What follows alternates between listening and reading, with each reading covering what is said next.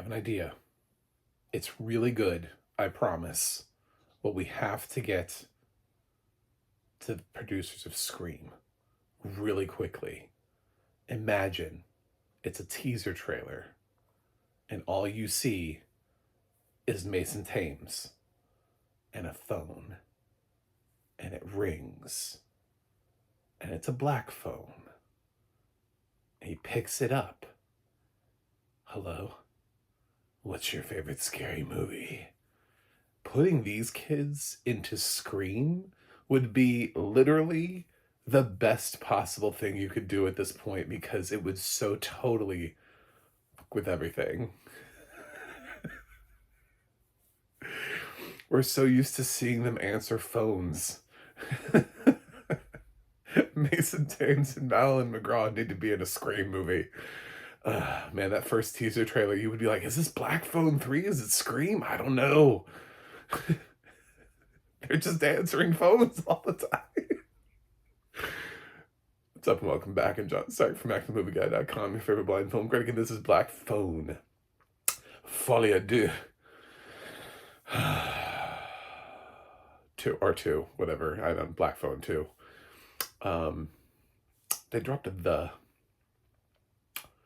It's no longer the Black Phone, it's just Black Phone 2. These are just semantics. We don't. So, it's still directed by Scott Derrickson.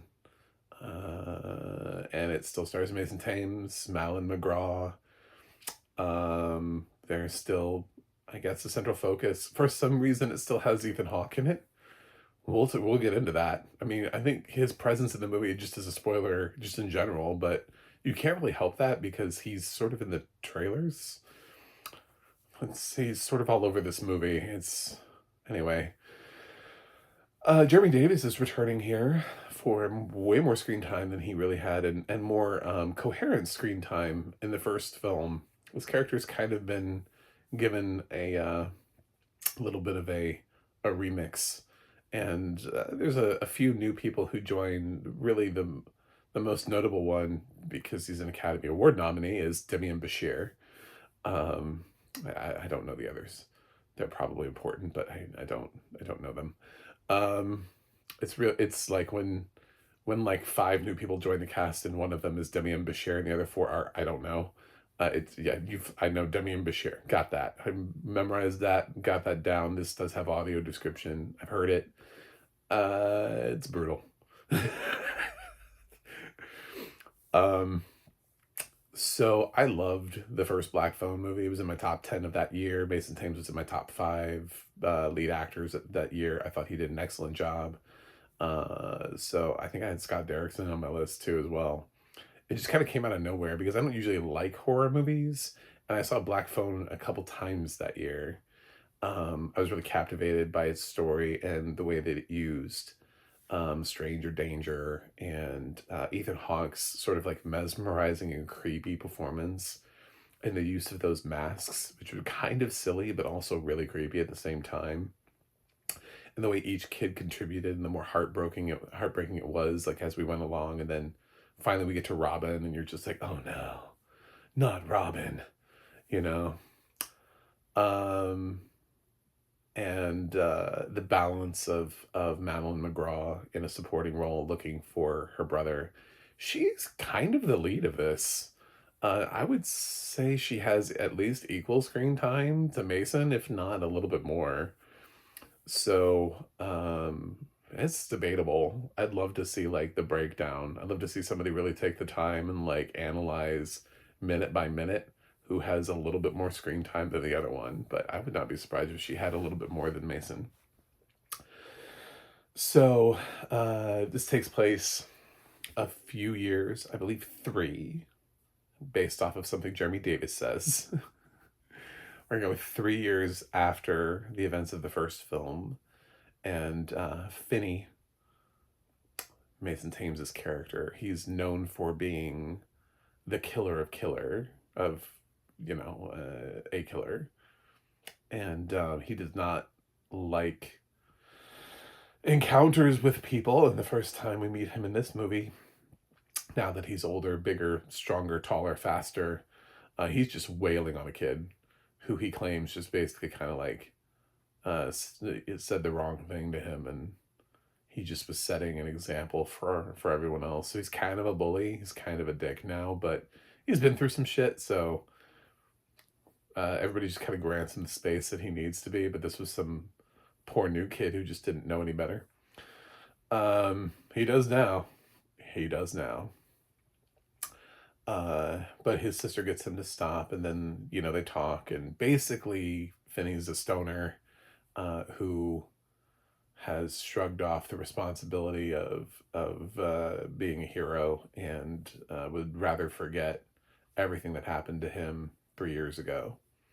Meanwhile, his sister still has weird dreams, and at the beginning, we see this thing, and we end up finding out that it's connected to a dream of hers, which will lead us eventually.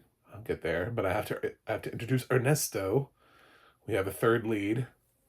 He's Robin's younger brother, who was Finney's the tough kid that was looking out for Finney, and he's also one of the kids in Black Phone. They gave him a little brother named Ernesto, and he's got a crush on Madeline McGraw, as all boys named Ernesto do in the 80s. I love the use of the language too. I love the lingo. And she was really excited to go to like a Duran Duran concert, and she unironically used radical in a sentence. She's like, that would be radical. I was like, oh my God, Becky. Anyway, so I'm gonna keep this spoiler free, by the way. These are not spoilers. This is just like who these people are. If you thought I've given you a spoiler at this point, then don't watch reviews. I don't know, man.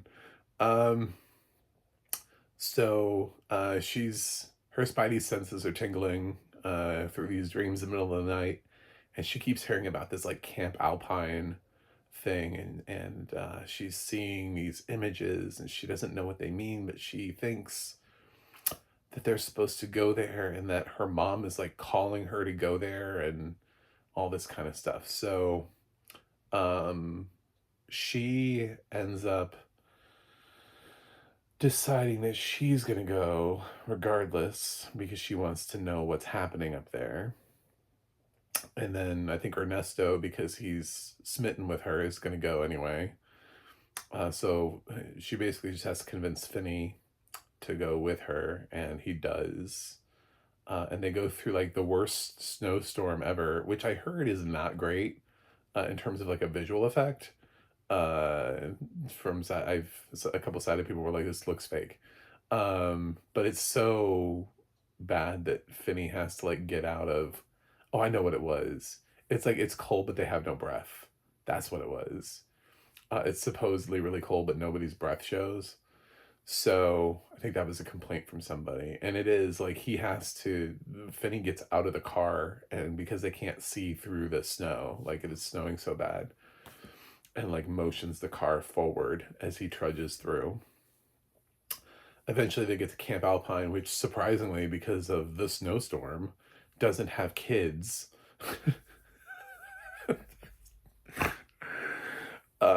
And they're surprised that these three made it up there to become camp counselors. So it only has really like the people who like kind of like live at the camp. The guy who runs it is played by Demian Bashir. We have he's decent. I like his character. He's interesting. He has a couple things to do in this. Not really like worthy of Demian Bashir, but also it's not like he's completely wasted. Sometimes we get actors like Demian Bashir and just they're there for like one scene and it's like a gag. It's like, we brought Demian Bashir in. Oh, no, we didn't. It's not one of those things either. He actually has a character. And then Mustang is like the only other sort of like youth that's up there, and I guess she's been a counselor before. I mean, there's some suggestion by the end of maybe some stuff like Finney and Mustang, but they never really. We don't even have time for that. You know what I'm saying? Like I don't think they have a scene together. If I'm forgetting it, I'm sorry. But I think Finny and Mustang, who are about the same age, because remember, she's looking after, I mean, she's connected to Ernesto, who's the younger, and I think that makes her the younger sibling. I was like, are they twins or are they younger? I think Madeline McGraw's playing, gotta be like a year younger because her love interest is younger than Finney. So I think this is like lining them up, but man, they don't do anything with that. She's fine. I liked Mustang, but she doesn't do much. She has a couple of really snarky comments, and that's about it. Um, there are two other adults there who are, I don't know, together. Who are the woman is like really overly religious, and she quotes a a passage, and then Madeline McGraw throws one right back at her, like going toe for toe. Madeline McGraw is her mouth in this. The things that come out of it are she's like the little kid who learned how to curse and now is cursing in really creative ways, and I love it. Um so I like, she's the type of person who would call somebody like a cunt waffle. Like she finds those kind of phrases. Like she's just every time she comes for somebody, it's not just a simple like fuck you and then like walk away. No, she's got some weird way of um taking somebody down. Yeah, but those other two are not well developed, especially her husband. I think he's a husband. I have no idea. The man that usually accompanies the religious zealot around is the least developed character in this movie.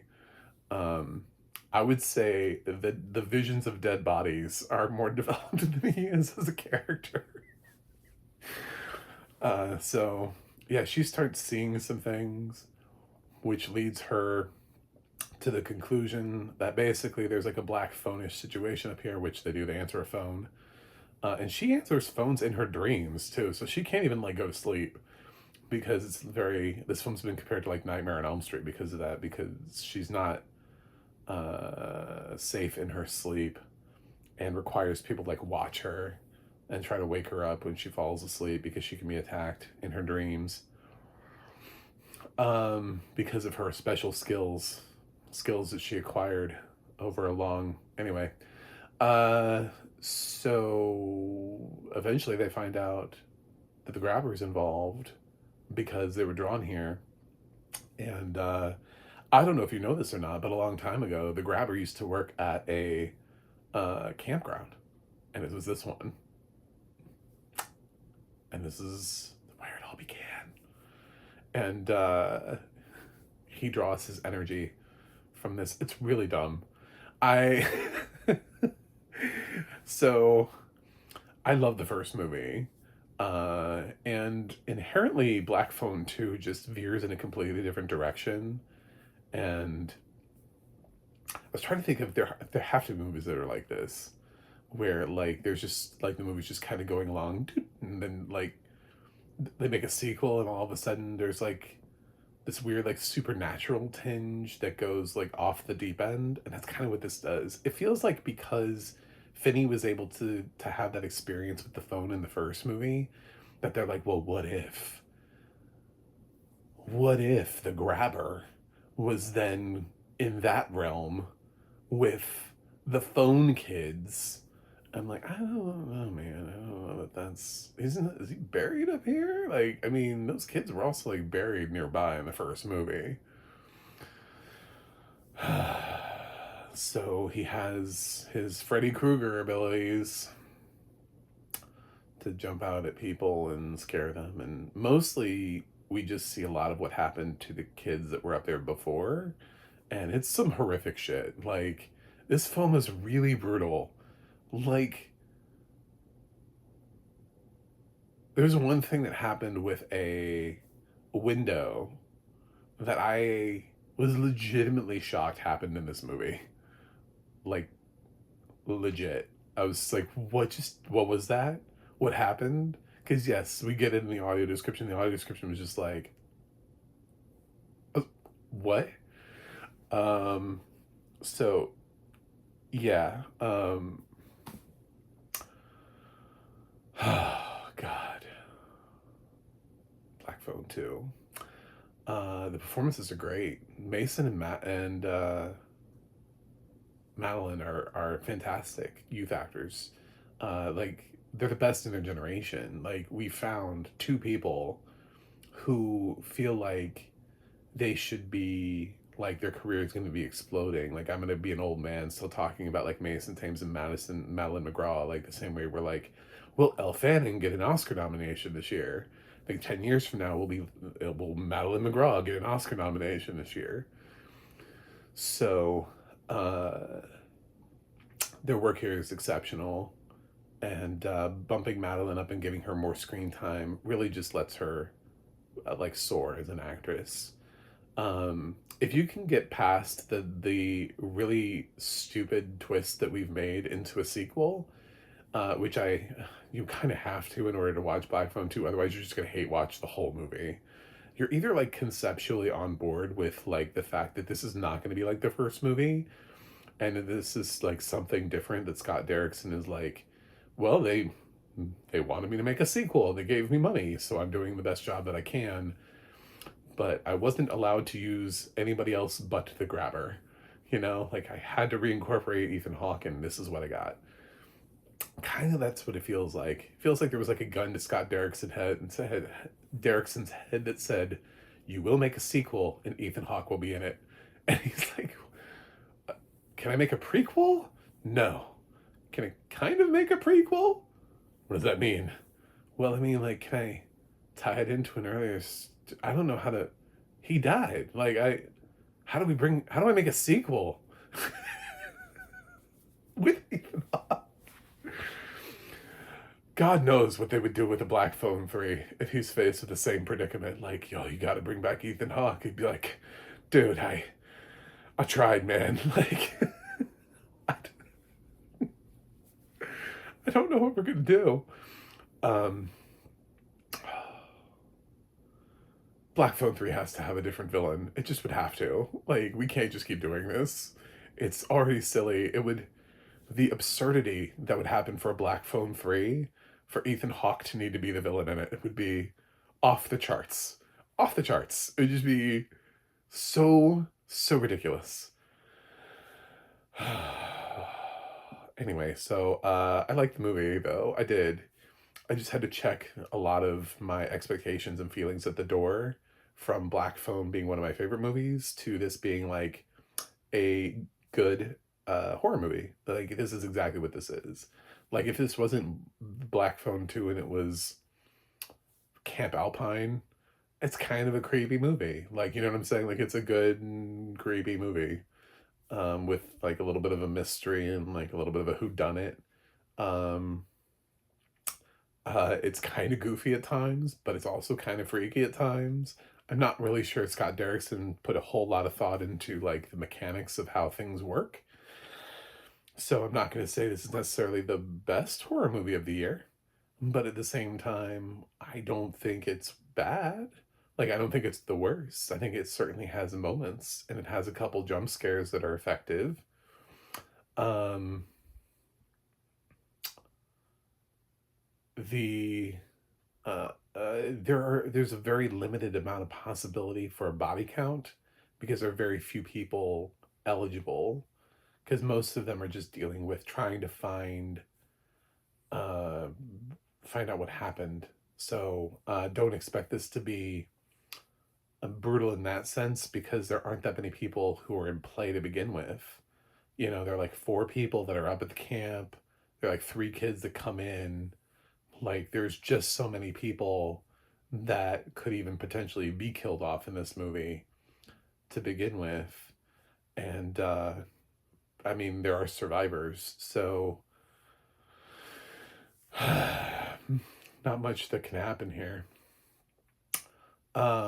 I did like Jeremy Davies too because he's actually coherent. In the first movie, he was just kind of like grumbly and angry and upset and just seemed like an abusive father. Here he's like sober. He's been sober for like 3 years since the events of the first movie, and or about to be 3 years. And yeah, so that's good for him. His lines are he has more beats to him. He actually gets to sort of emote, like he has. And before he was just kind of like, I was like, how far Jeremy Davies' career has fallen. But yeah, he's got more here to do without saying what. I'll just say because they made him coherent, he's able to do more things. Um, there's an interesting thing that they do with the backstory, connecting things together. That Madeline's character, I forgot what her name is. I know it's Finney is his. What her character gets to see in a dream sequence flashback. There's an interesting backstory that reshapes everything we know. Everything, all of it is reshaped. But yeah, it's gory. It's way gorier than the first movie. I mean, the first movie just had a couple kids who looked a little messed up from having been. Apparently, he was way more violent, and then he kind of subdued himself and just kind of killed some kids locally with the van and everything. And but man, before he was just going nuts up there at Camp Alpine.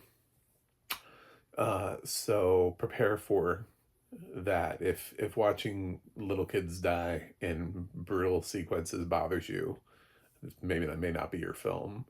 So yeah, I liked Black Phone too. I don't this isn't like last year where like my top 10, top 25 was like populated by like 5 horror movies that all came out that were all excellent that year. This year's been a little bit of a struggle where I'm like, I don't know what my top. I mean, like if you accept that Sinners, right, is a horror movie, you're like, okay, Sinners, but then what? Like I guess for a lot of people it's Weapons. I didn't love Weapons as much as other people did because of Josh Brolin being apparently the only parent who cares to look for his kid only like days after they went missing. Um, so yeah, I'm gonna need Black Phone 2, which had some great it, gooey bits in the audio description that it needed to get out there, which is